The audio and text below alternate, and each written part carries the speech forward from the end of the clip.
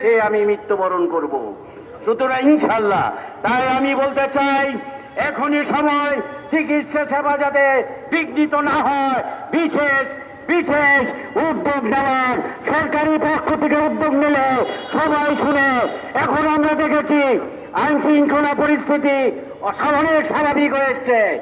একজন traffic signal দিলে যদি গাড়ি থেমে যেতে পারে, তাহলে আপনি সরকার প্রধান, সরকারে যারা বসে আছে, আপনি যদি নির্দেশনা জারি করেন, সারা বাংলাদেশে এমন কোনো জায়গা নাই যেখানে মানুষ এদেশের নাগরিক সেবা পাবে না।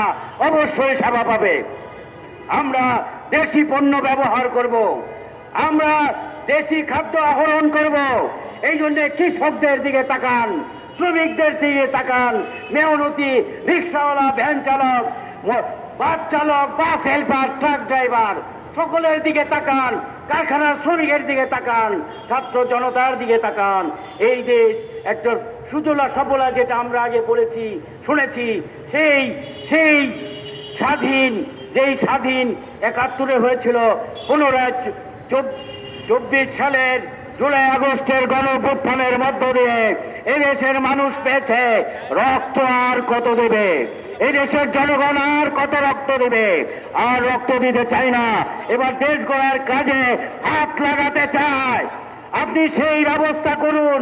বিনা ঘুষে চাকরি হবে, কোথাও দুর্নীতি থাকবে না, জেনুইন কাগজ ছাড়া কারো লোন হবে না, কাগজে দলিলে কোনো লোন হবে না।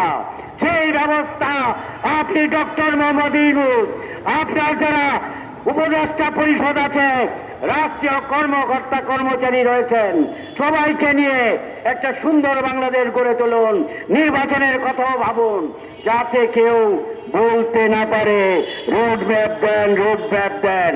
আপনি রোড ম্যাপও দিবেন, রাষ্ট্র সংস্কারও করবেন, দেশ সেবাও দিবেন।